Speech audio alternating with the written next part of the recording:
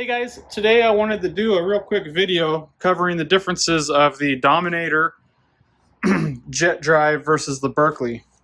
I have a 12JG here, and this is a 12S Dominator. So I'm going to just go over some of the major differences of the two units. And of the pumps, I obviously have the bulls off over there. Those are slightly different as well.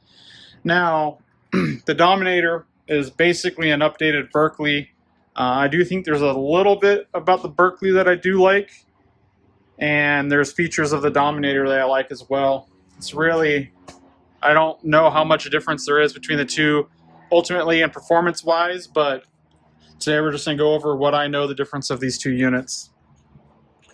So basically your front bearing, packing glands, everything on the two items are pretty much the same. Most parts are interchangeable.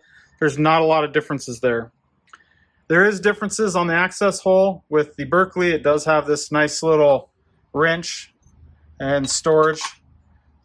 So if you're out on the water, you can get to it. Where the Dominator is held in with 3 bolts. Now this definitely is going to be able to hold a lot more pressure in the suction housing. It's a lot stronger and more secure, although not as convenient, say, as this setup. Again, which one's better over the other comes down to preference. I think for me, one of the biggest differences of the Dominator over the Berkeley are these reinforcement ribs on the side of the housing. Now, if you're running in really rough water and you have too much pressure in this housing, you can actually blow the side of this housing out. And obviously, depending on where your pump's set in the boat, if you have a far setback or not, that could be a big problem. The Berkeley doesn't have any reinforcement ribs. It's just a smooth casting. So that's one of the big differences on these. As far as the impellers, they're pretty much the same. This is a Berkeley A impeller. Notice how it's flat here on the surface. And on the Dominator, they actually have this lip right there. And that lip actually seats into the bowl and essentially eliminates the need for a stuffer on the Dominator pumps. Now on a Berkeley, water can get past this lip and then gets into this cavity in the front of the impeller and also into the bowl in here. So that's why they have stuffers.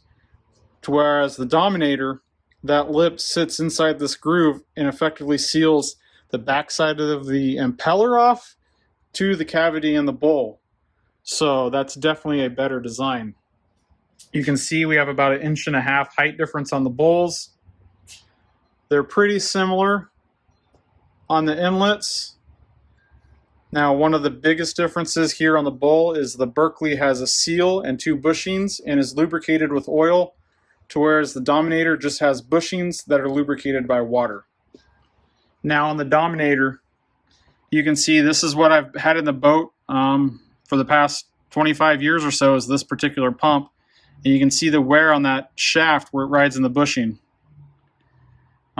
So it's definitely not ideal. Unfortunately, this Berkeley pump has a brand new shaft in it. It's never been ran, so I can't really compare the wear on this shaft versus the Dominator. There is quite a bit of difference on the other side of the bowls on the outlet. So let me set this down and flip them over for you.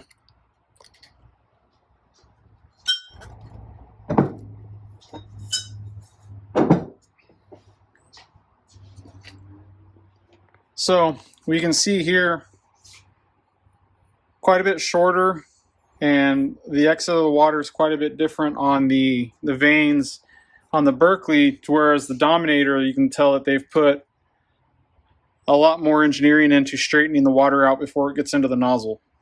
So again, those are some of the big differences. Now, this Dominator is what was in the boat when we got it. This Berkeley pump also came in my boat.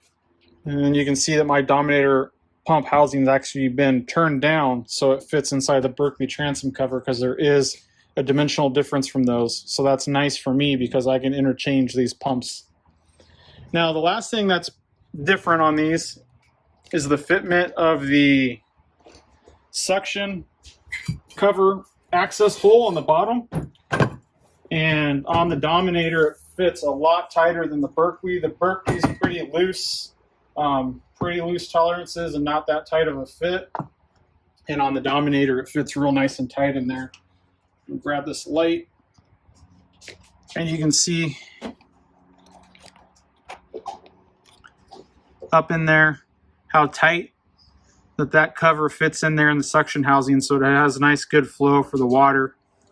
And if you go look at the Berkeley, you can see that there's probably 1/2 inch to a 3/4 inch gap around that. So some people, when they're building, you know, real tight tolerance race pumps, looking for every little ounce of power or flow that they can get, they'll spend a lot of work fixing that, where the Dominator out of the box is a lot nicer. So there we go, guys. There's the differences that I know of between the two pumps. Thanks for watching. Please take a look at my channel for some other videos. I have more videos outlining assembly and painting of that Berkeley pump, and also installing the pump. I'm going to be doing a video on that, so please check them out. Thanks for watching. See you later.